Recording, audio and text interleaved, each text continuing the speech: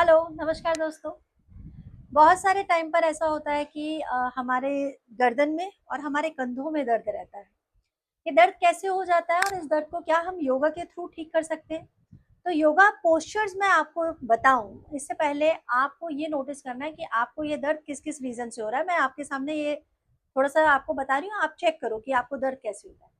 आप गर्दन के इस पोर्शन में अगर दर्द महसूस कर रहे हैं, ऐसे-ऐसे हिलाकर देखिए।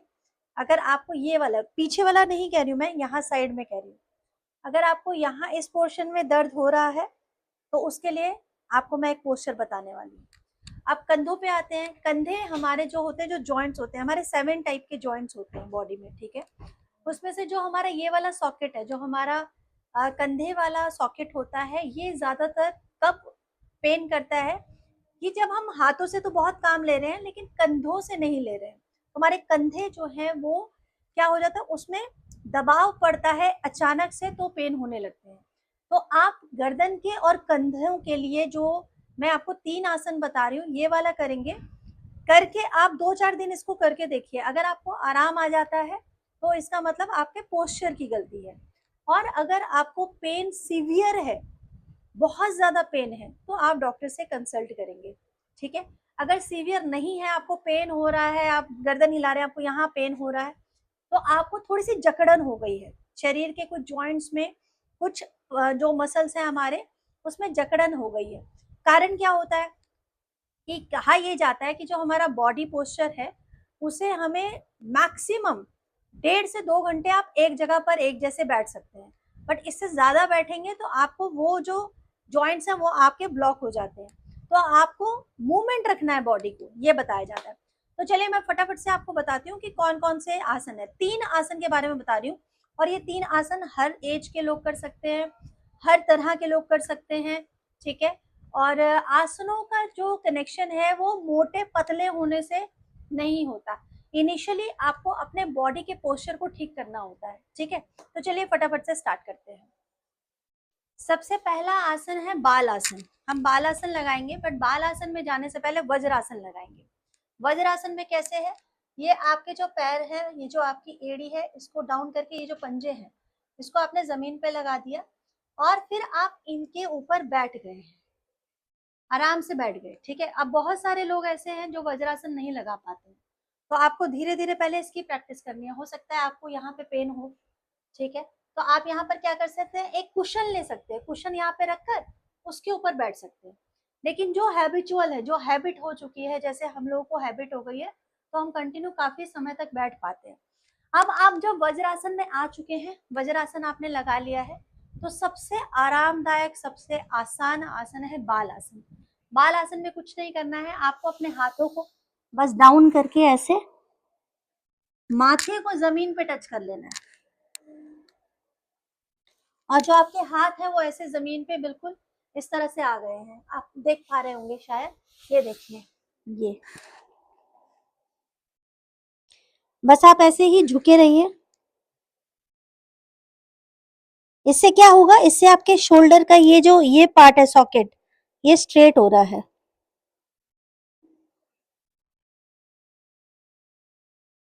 कम से कम 1 मिनट ऐसा रहना चाहिए। लेकिन अगर आप घुटने में परेशान हो रहे हो, पेन महसूस कर रहे हो, तो आप धीरे धीरे ऊपर आ जाइए, ठीक है? ऊपर आ गए। एक बार फिर से करके देखिए कि क्या आप कर पा रहे हैं। अच्छा, अगर आप बिल्कुल फर्स्ट टाइम कर रहे हैं, तो आप इस तरह से अपने हाथों को ऐसे धीरे धीरे करके आगे जाइएगा, अगर आप बिल्कुल फर्स्ट टाइम कर रहे हैं, ठीक है?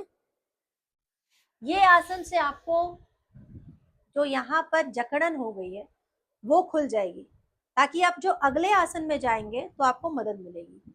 अगला आसन कौन सा है? अगले आसन का नाम है मर्जरी आसन। आप इसे मर्जरी आसन कह सकते हैं, कैट एंड काउ पोज भी कह सकते हैं। आपने देखा होगा कैट और काउ किस तरह से मतलब अपने बॉडी को मूवमेंट करती है, वही हम इस आसन में करते हैं। अब इसमें क्या करना है, ये जो आपके दोनों हाथ हैं, ये आपके कंधों के ठीक नीचे है। अच्छा, किसी भी आसन में आपको कोई ज़बरदस्ती नहीं करनी है, कोई ऐसा नहीं है बिल्कुल मतलब आपको करना ही करना है, नहीं होगा, धीरे-धीरे कीजिए, ठीक है? अब यहाँ से क्या करना है, आपको पहले अपने सांस को ऐसे ब्रीथ को भरना है। सांस लेकर मैं ऊपर की तरफ देख रही हूँ और इसी टाइम पर जो मेरे नेवल है, जो नाभि है, वो नीचे की तरफ हो गई है। तो मेरी रीढ़ की हड्डी भी बेंड हो गई है। देखिए, ये देखिए, ऐसे हो गई। अब मैं जब नीचे आ रही हूँ तो मेरी रीढ़ की हड्डी ऊपर जा रही है।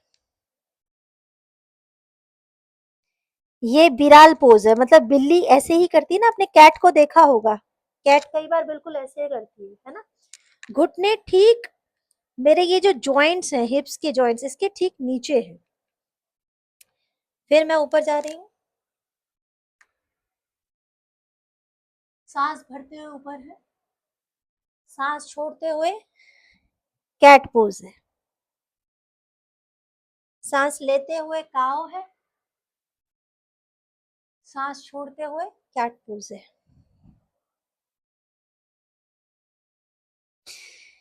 ये हमें कैसे आराम कर रहा है? क्योंकि जब हमारी रीढ़ की हड्डी का पोस्चर सही होगा, ऑटोमेटिकली हमारे शोल्डर सही टाइम पर सही जगह पहुंच रहे हैं, उसके जॉइंट्स करेक्ट हो रहे हैं, हमारे गर्दन का पोस्चर हमें मदद कर रहा है।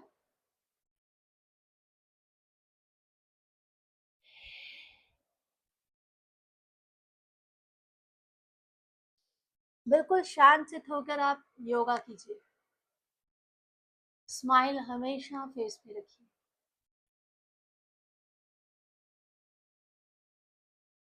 ये सबसे बड़ा आपका सॉल्यूशन हो सकता है। योग का मतलब ही है ऐड करना, जोड़ना। आपकी बॉडी, आपकी सोल सब आपस में जुड़ जाती है। इसीलिए इस चैनल का नाम मैंने रखा है सोल योगा। ये तो हुआ आपका कैट एंड काउ। अब इसमें वापस आना है ना, वापस आते हैं। आज के जो योगा पोस्चर्स हैं वो मेनली कंधे और गर्दन के दर्द के लिए हैं। अगला पोस्चर जो है वो हम इसे थ्रेड कहते हैं, सुई धागा पोस्चर है ये, बहुत आसान लैंग्वेज में। आपने फिर से उसी पोस्चर में आपने आना है, हाथों को एकदम कंधों के नीचे। अब आप अपना दायां हाथ सीधा करेंगे ऊपर और इसके नीचे से, ठीक है, लेफ्ट हैंड के नीचे से ले जाकर सीधा ऐसे नीचे जमीन पर रखेंगे और अपने ये लेफ्ट हैंड को सीधा आगे की तरफ बढ़ा देंगे। जो माथा है उसको उस हाथ के नीचे से हल्का सा करके देखेंगे ऊपर आसमान की तरफ। यहाँ पर आपके कंधे की सारी जकड़न खुल जाएगी। ऐसे ही रहिए।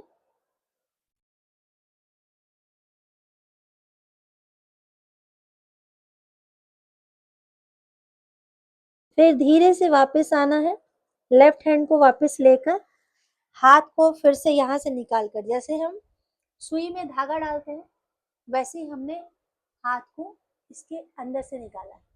अब लेफ्ट हैंड को सीधा ऊपर ले जाइए और फिर नीचे से ऐसे लाकर ऐसे रखिए और ऐसे हाथ को सीधा कर दीजिए और गर्दन को उसके नीचे से लाकर ऊपर देखने की कोशिश कीजिए। गर्दन से ऊपर नहीं देखना है, नजर से ऊपर देखना है और शांत चित होकर लेट जाइए।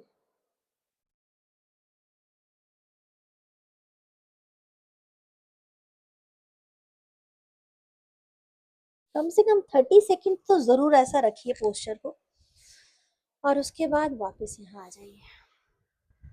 इन सब आसनों के बाद वापस हम वज्रासन पर आए हैं।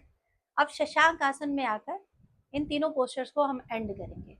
शशांक आसन आपका बहुत आरामदायक आसन है। दोनों घुटनों को थोड़ा सा खोला और हाथों को उसके बीच में से ले जाकर हम नीचे लेट गए। आप ऑफिस से थके हारे आए हैं, आकर बेड पर या चेयर पर बैठने के बजाय थोड़ी देर अपने योगा मैट पर या कालीन बिछाया है या दरी है, वहां पर ऐसे बैठकर शशांक आसन ले लीजिए। आपके दिन भर की थकान यहाँ पर कम हो जाएगी, आराम हो जाएगा।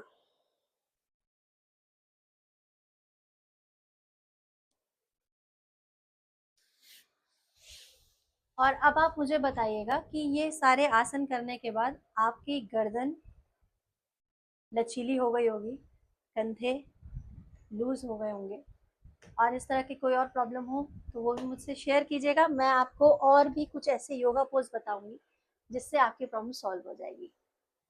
सो गाइस, आई होप कि आपको वीडियो पसंद आया होगा।